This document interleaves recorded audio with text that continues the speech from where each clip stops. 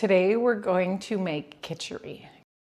Kitchari is something that you can use for a cleanse, and actually it's recommended to cleanse in the spring and the fall. Kitchari is great to have if you're feeling stressed or if you're really busy. I always tell people kitchari is like making craft dinner, but a healthier version. I mean, it involves a little more work, but once you've made it a few times, it's really not that difficult. And you can even get spice blends or create your own spice blend that really makes it easy. It's just one scoop rather than having all the spices. So the basic ingredients are mung beans and rice. White basmati rice or whatever kind of rice you want to use. Sometimes I get creative, but basmati rice and white rices are easy to digest. So it's just a great thing to use. It's nutritious, it's good for your digestive system and gives you nutrients while cleansing your body. These are called mung beans, and mung beans are the powerhouse bean.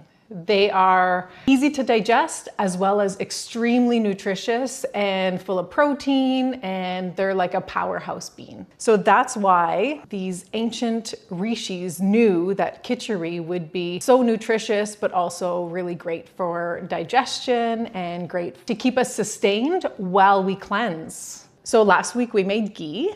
And ghee is known to nourish your whole body as well as go into the cells, get the toxins, and bring them back to your digestive tract. So ghee is like the powerhouse oil to nourish us and keep us young and vibrant, as well as, again, help us detoxify. Here we have ginger and turmeric, and this is seaweed.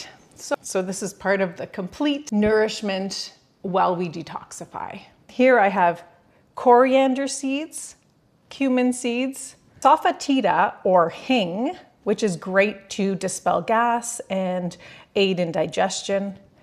This is cardamom. Cardamom is heating and releases mucus from anywhere in the body and gets things moving and stimulated. Here I have mustard seeds, and mustard seeds are also great for kapha and good for vata in moderation. They are a little heating in nature and also great for digestion. And salt is always the cornerstone of any good tasting meal. Salt helps to retain moisture, so great for vata people. And coriander and cumin seeds are great digestive aids. When we think about spices, we need to remember that spices are used to help our digestion. They're not just to help season our food and to make things taste good, but really they're digestive aids, and traditionally that's what they were used for. They're like a herb or things that have medicinal effects on our body. These spices are used specifically to help with the digestive process and help to allow this meal to be so nourishing, but also easy to digest, giving our digestive system a break and really treating it like the way it needs to be treated to allow for healing and allow for reducing things like leaky gut and any kind of heat, inflammation, anything like that in the digestive tract. Having kitchari is just a wonderful way to give your digestive tract a chance to do what it needs to do and heal. If you don't have the seed form of, let's say, cumin and coriander, you can always use ground. That's totally fine. Seeds are just more fresh and a little more fun. When I'm going to work, I always use ground spices. But if I'm doing a cleanse, then I grind them myself. This is a mortar pestle. First thing I'm going to do is fill up my kettle with water. So I'm not great at measuring water. If you want a measurement for water, it's about 1.5 cups to 2 cups. I would do 1/4 cup of rice and 1/4 cup of mung beans per person. So sometimes it's just for you, especially if you're doing a cleanse. It's so easy. I use my smallest pot. This isn't quite my smallest pot today, but I just use the smallest pot I have. I measure 1/4 cup of mung beans, 1/4 cup of rice for 1 serving. But today I'm gonna make it for Andrea and I'm gonna make 2 servings. So that would be 1/2 cup of each. So for 1 person, I would use 1/4 teaspoon of cumin seeds or cumin powder. Today I'm gonna do 2, so I'm gonna grab 2/4 teaspoon. I'm going to use cumin. I'm gonna use a 1/4 teaspoon, and I'm making 2, so another 1/4 teaspoon. Afatida is very strong and very smelly, but super good to dispel gas and to help with digestion. I'm just gonna take a pinch. I can either pinch with my fingers or take a little pinch, and I'm gonna put that right into the pot because I don't need to grind it. I'm going to take a 1/4 teaspoon of mustard seeds, 1/4 teaspoon of mustard seeds, because for one person you would put about 1/8 of a teaspoon. And the same thing for cardamom. I won't use the pods, I'm going to use the powder, but I'm going to put 1/8 of a teaspoon per person. So that would equal 1/4 teaspoon for 2 people.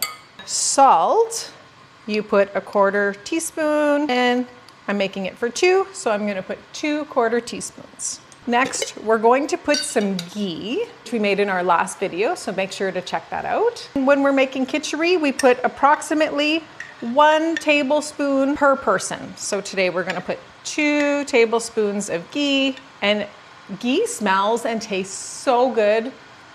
I'm always quite liberal with my ghee. We didn't put our cumin and coriander seeds in yet, so we're going to grind them in the mortar pestle, just roughly. This will allow the oils to come out of the seeds and allow them to cook nicer in the meal. So now we have our spices in the pot, but we're going to add fresh ginger and fresh turmeric as well. So we're going to put ginger and turmeric in our kitchari. If I'm making this just quickly before work, sometimes I either put powdered ginger and turmeric, but today I'm gonna put real ginger and turmeric into the kitchari. So I grate the ginger, and I'm gonna put a little bit more, and I'm going to, usually I cut the tip of the turmeric, and the same thing. And this one turns everything yellow, which is so much fun, anti-inflammatory. So you don't want too much, well, no. You put as much turmeric as you want, as much as your heart feels like it needs. And I think we have all the spices we need. So our water is boiling, and it doesn't matter if it's really rumbling, it's just enough so that when we need water, it will be nice and warm. It's not starting from cold. I turned my element on. The ghee is going to start to melt. We're gonna wait till the aroma comes up from the spices before we add our mung beans.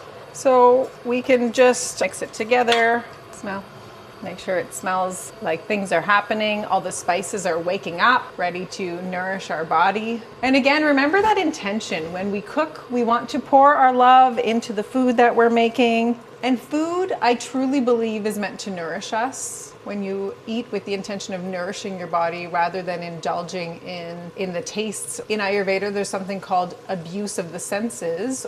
And when we're just eating for the taste of food, then we might not be nourishing our body as well as we want to be. So we're going to put mung beans, and we're going to put 1/2 cup. So this is a 1/4 cup, and we're going to put another 1/4 cup. And mung beans will take about, I'd say, 30 minutes to cook. We want to cook the beans really well. Even 35 would be okay. What I do is I start my mung beans with my spices, and I'm gonna pour a little bit of water, and it always makes a sizzling sound. And then I'm gonna let my mung beans cook. I could put a timer if that helps. So I turned it down, but I'm gonna turn it back up. So you wanna cook around medium. You want it to have a boil, but you don't want it to burn. Just a simmer. I put a timer for 30 minutes. Just to give me a guideline. So when my timer gets down to about 12 minutes, I'll put my rice in. So we're gonna add some seaweed, which you wanna add pretty much at the beginning. And I'm literally going to cut little strips of seaweed. We don't need the whole strip, about half, because it's 1/4 of a strip per person. So we're going to add 1/2 a strip of seaweed, and sometimes they fly all over the place, and that's okay because it's hard, but I just cut them with my scissors. So I just added some seaweed. It's called kombu, but I'm sure there's different types of seaweeds. even local seaweed, and I added that to my kitchari. When you're sick, it's better to have more of a soupy rice. So maybe just rice, just for nourishment in your body, but keeping everything super moist to help your body recover, to not tax your digestive system, allow your body to work elsewhere other than to digest your food. When you're having kitchari, you can either have it at the change of seasons for about 1 week as a cleanse, or even 1 day per week as a maintenance to your cleanse or a weekly cleanse. Even just 1 meal is really nice too. Give your digestion a break and really nourish your body for that meal, that day, or that week. Actually, the way that the week works is you have simple kitchari, so just mung beans and rice for the first 2 or 3 days. And then you'll start adding vegetables, and it's kind of exciting because you get something else to eat, but also vegetables are super cleansing and nourishing at the same time. So often when I make kitchari, I'll make vegetables on the side to go with my kitchari, and it makes a whole meal. So it's just simmering. These beans are cooking with the spices, the ghee, the seaweed, and we're just gonna let it cook.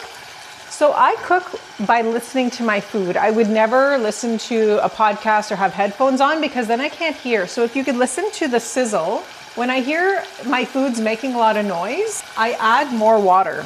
So the sizzle stopped. So now it's just boiling and I know that there's enough water in my food. And that's how I cook. I don't really measure the water. I'm very liberal with the water, just like with the ghee. So I'm high vata and I need moisture and lubrication in my body. So when I cook, I'm very generous with moisture in my food. And that's how we're supposed to get our moisture, is through our food.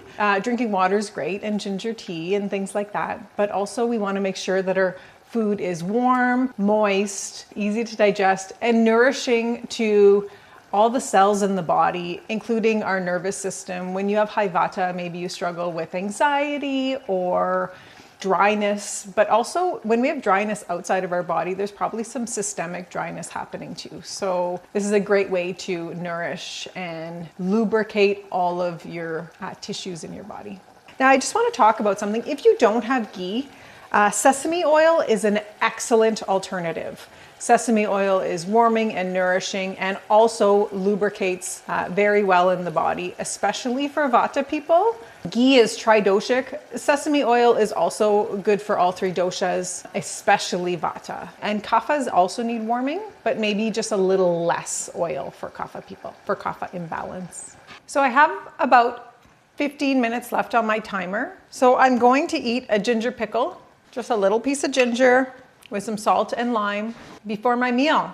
So it'll warm up my digestion and let my body know that I'm ready to eat my lunch. So I have about 12 minutes before on my timer. So the mung beans have been cooking for almost 20 minutes, and I'm going to rinse my rice, and then I'm gonna add it to my kitchari. It's really important to rinse your rice because it has a white coating on it. You want it to be clean and to get rid of the extra starch. I guess that's a great way to put it. And then I'm going to add it to, so I've added my rice and I'm gonna mix it together. And of course I'm gonna add more water, but first I'm gonna mix everything together. Let the rice warm up a bit. I'm just gonna grab some more water from my kettle that's hot. Now, if you don't want to add water, of course, just the 2 cups, 1.5 to 2 cups per person, and it'll boil down when it's time. I just like to add it while I'm cooking and turn it up just a tad, get it to boil again. So I have 9 minutes and 30 seconds left on my 30-minute timer. Maybe cancel it and put 12 minutes. The mung beans will not cook too much. I think it's really important to cook your beans properly and use digestive spices and the asafoetida / hing, or also known as hing, to dispel any gas. But the smaller the bean, the easier it is to digest. Getting closer, and as you see, the rice is starting to cook and it's not too much moisture. So when I see it's getting like this, I add more water. Kind of water fills, like, you know, the moisture on the top.